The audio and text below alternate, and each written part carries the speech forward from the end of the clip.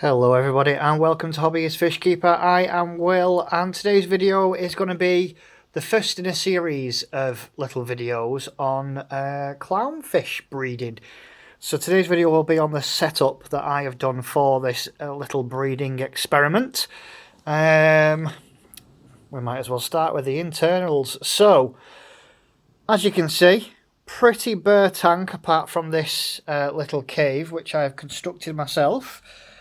As you can see, it is, I don't know whether you can tell what it is a plant pot that I've used some aquarium cement and I've stuck pretty much, I think, 2 kilograms worth of live rock to it all the way around, so it looks quite natural, or as natural as can be, should I say.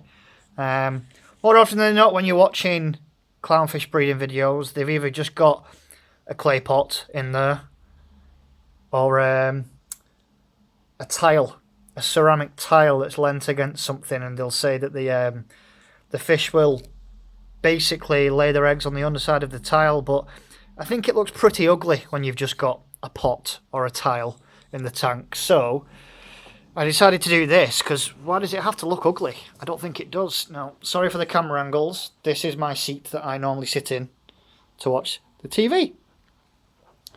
So it's kind of hard to film this tank, but I'll just get it from another perspective that you might be able to see there. Just move the curtains out of the way. So that's it from the side as well. So as you can see, I think it looks pretty cool.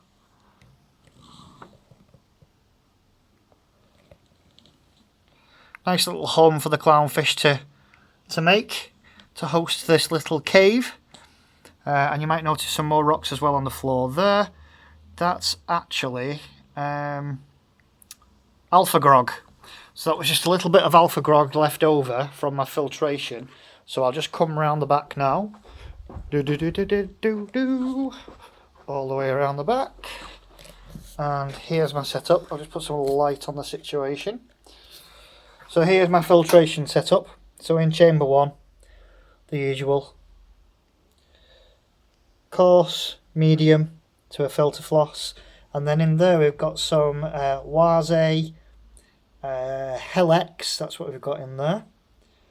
And then in the middle chamber it is ram-packed to the rafters with, well, it'll be just short of 2 kilograms of alpha grog, because the other little bits were in the tank, but I thought waste not want not, I'll pop them in there anyway.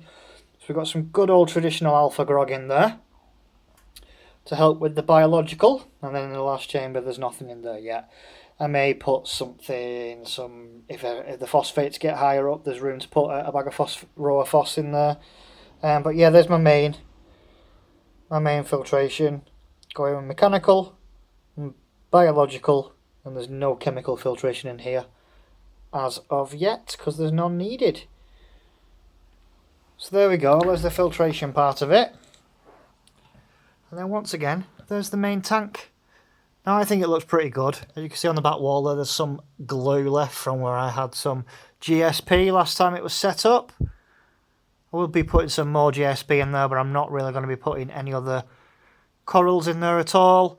I may put an anemone in there, but it's looking a little bit cloudy at the moment, so apologies for that. I've literally just done the last water change before I can go and find my pair of clownfish. I'll do another video on pairing clownfish. That should be coming up pretty soon. The next video will probably be, in this series, it will be me adding the clownfish in. But there we go, little quick simple video on clownfish breeding, an introduction to the setup. Now, like I say, you can just get away with putting a clay pot in there. You don't even have to put sand on the bottom, you could just have it bare bottom, clay pot, or a tile upturned on one of the sides, and once you've got a paired set of clownfish, they may breed away. But I think it looks really, really ugly, so I've gone with something that looks quite pretty, and hopefully they'll love it. So once again, thanks for joining me. Hope this all made sense, and I'll see you all again soon. Cheers.